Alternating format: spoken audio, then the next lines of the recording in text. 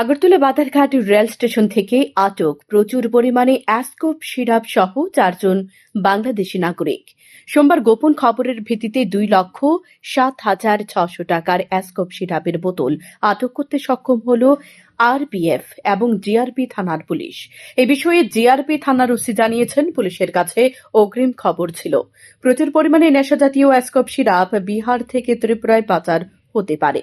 সে অনুযায়ী পুলিশ উৎপেতে বসে থাকে রেল স্টেশনে। যথারীতি এদিন বিকালে হামসাপুর এক্সপ্রেস রেল দিয়ে যাত্রীরা আসার পর তাদের ব্যাগে তল্লাশি চালানো হয়, কিন্তু কারোর ব্যাগ থেকে কোনো নেশা জাতীয় অ্যাসকোপ সিরাপ পাওয়া যায়নি। তারপর ট্রেনের খালি কোচের মধ্যে তল্লাশি চালিয়ে পুলিশ প্রত্যক্ষ করে দুটি কোচের মধ্যে 519 বোতল অ্যাসকোপ সিরাপ রাখা রয়েছে এবং এগুলো শৌচালয়ের সঙ্গে অপরিষ্কার জায়গায় রাখা ছিল। তারপর আরপিএফ জওয়ানরা সেগুলো সিজ করে। জিআরপি থানার পুলিশ একটি মামলা হাতে নিয়ে তদন্ত শুরু করে। পুলিশের ধারণা, এগুলো বাংলাদেশে পাচারের জন্য নিয়ে আসা হয়েছিল।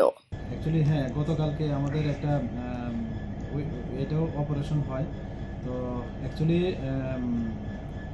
আমাদের কাছে সকালবেলায় একটা খবর ছিল যে হামসাফর যে ট্রেনটা আসছে, মানে এটাতে করে কয়েকজন বিহারি লোক বলেছে, এরকম খবরটা ছিল। বিহার তারা বাসিন্দা, তারা কিছু অ্যাসকোপ নিয়ে এসছে এবং হিউজ কোয়ান্টিটি।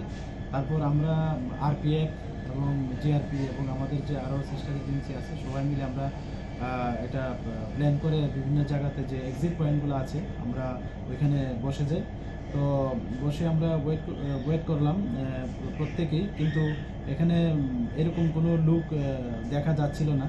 তো তাতে আমরা একটা মোটামুটি সবাইকে মানে যতটুকু পারা যায় চেকিং করার পর আমরা নিশ্চিত হলাম যে কেউ এটা নিয়ে আসেনি, তবে হয়তোবা কেউ বা কারা ওই কোনো কোচে থাকতে পারে। তারপর আমরা যখন প্যাসেঞ্জার নামলো তখন আমরা সবাই মিলে এই প্রত্যেকটা কোচকে আমরা মানে সার্চ করলাম এবং সার্চ করেই এই দুটা কোচ থেকে আমরা মোট 519 বোতল অ্যাসকোপ উদ্ধার করা হয়েছে। তাদের যে অ্যাপ্রক্সিমেটলি একটা বোতল প্রায় 400 টাকা করে বিক্রি হয়। তো এইভাবে যদি ধরা হয় প্রায় 2,07,600 টাকার মতো হয় আর কি, সবগুলো মানে ডেস্টিনেশন মূল্য আর কি।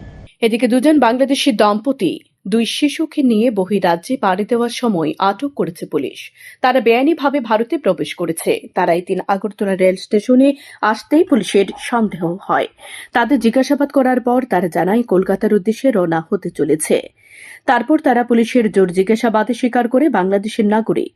তাদের নাম তাহিদুল পুলান, বয়স 26 বছর, বাড়ি বাংলাদেশের বাগেরহাট জেলায়। মহিলার নাম রাজিফা বেগম, বয়স 19 বছর, বাড়ি বাংলাদেশ বাগেরহাট জেলায়। তাদের সাথে থাকা দুটি শিশুর মধ্যে একটি শিশুর বয়স 3 বছর এবং অপর শিশুটির বয়স 1 বছর।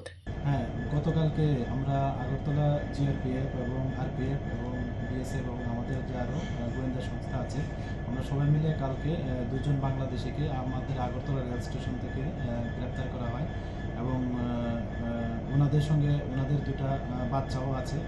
তো তারা অবৈধভাবে আমার ভারতে প্রবেশ করে এবং জিজ্ঞাসাবাদে বলে যে তারা বেঙ্গালুরে যাবে। তো এর মধ্যে যিনি তহিদুল পুলান এবং ওনার স্ত্রী রাজিফা বেগম, তহিদুল পুলান বলে যে উনি প্রায় 2018-তে একবার বেঙ্গালুরুতে গিয়েছিল, তো ওইখানেই যাবে, কাজকর্ম করবে, এরকম বলছে আর কি।